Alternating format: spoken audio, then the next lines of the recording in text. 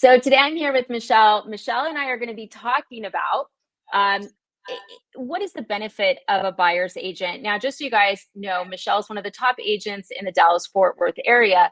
And when we talk today about what is the benefit of a buyer's agent, we're not going to be talking about all buyer's agents. And I say that because they're not all created equally.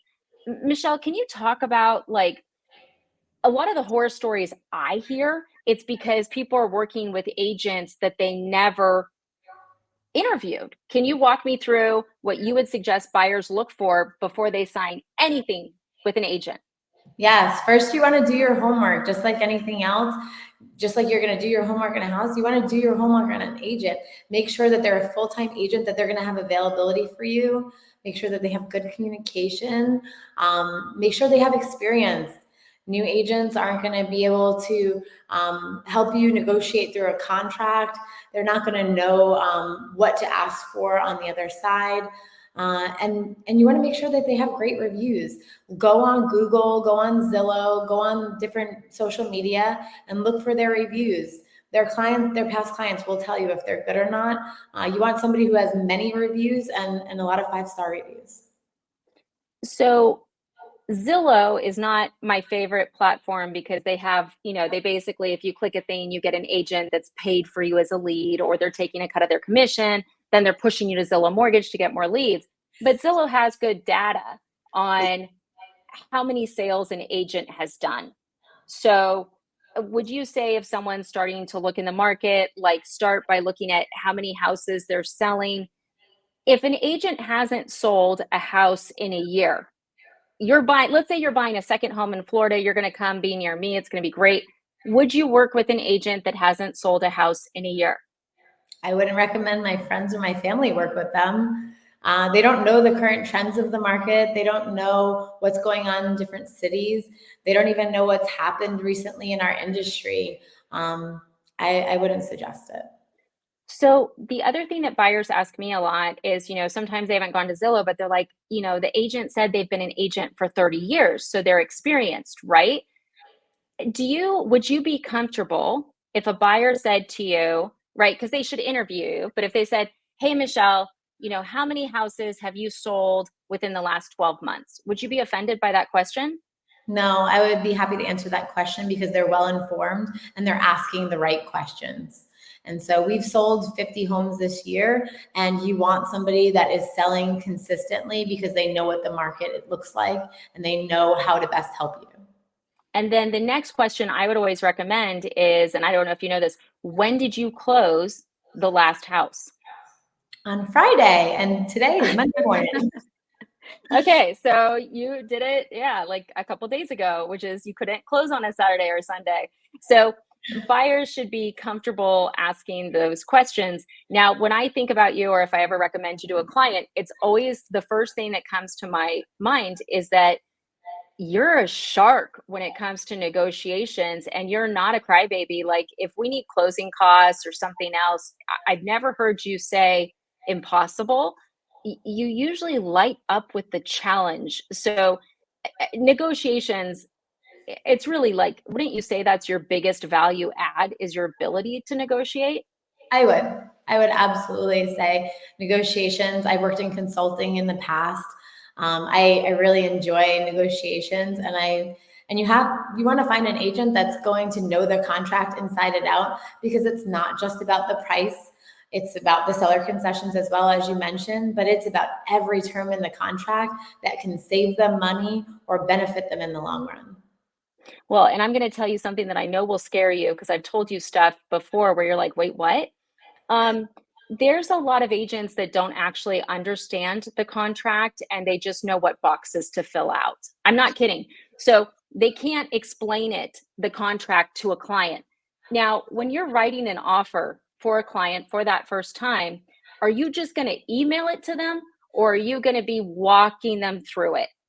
So they actually get walked through it twice, because on the initial buyer's consult, we're going over, of course, what they're looking for, what is the ideal house for them, all the wonderful things that go into their home search. but we're also going over the offer and what to expect, because you don't want them to find the perfect house, go to put in an offer, and then realize that they have to put down option and earnest money within the first 3 days of going under contract. So I'm going over everything that goes into an offer on the first buyer's consult before we go look at homes. And then we're going over the offer before we send it again, just to make sure they understand what it means to them. And then, so the buyer's broker agreement everyone's talking about. Now, do you have the buyer sign this before you do your buyer consult? Or is this something you would talk to them about sign? I know you're laughing at me, but people like, you don't understand. I get these calls and people are like, Jen, I clicked a button. I wanted to see a house. They told me I had to sign this before I went and saw the house. And then I saw your video and I realized what I signed. So, Michelle, when would you have somebody sign a buyer's broker agreement with you? So nationally, aside from Colorado, nationally, they have to sign it before they tour a house.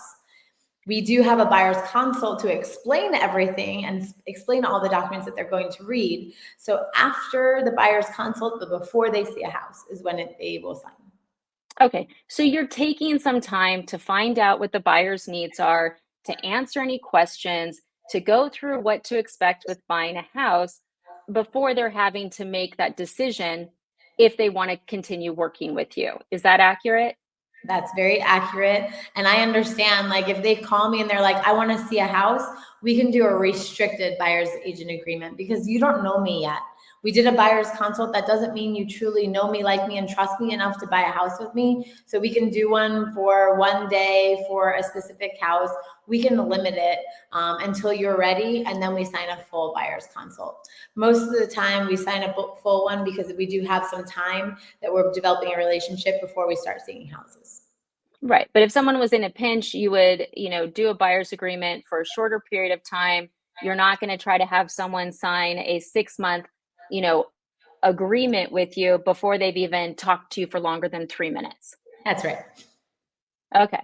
And then the next question buyers have right now, and they're really scared about is, well, shoot, if I can't afford that commission out of my pocket, should I just wait and save more? So, how are you helping your buyers that don't have the cash to pay the agent's commission out of pocket? Or are you not working with people that can't afford to do that? What are you doing? So we work with everyone. We work with, half of our clients are VA. I've said it many times, my goal is to give them keys and a check at closing. So we do everything in our power to get our buyer's agent commission paid for, and as many seller concessions as we can. I've sold hundreds of homes, and I've never had a buyer pay a buyer agent commission thus far, and we're always going to negotiate for the other side to pay. If for some reason, and it's always a negotiation, if for some reason the seller decides that they're not going to budge on it, and that's what their bottom dollar is, we're going to go and we're going to tell our buyer first, hey, here's where we're at. How would you like to proceed? And explain everything to them, right? We explain it in the buyer's consult, but it's very different when it's on a house that they love.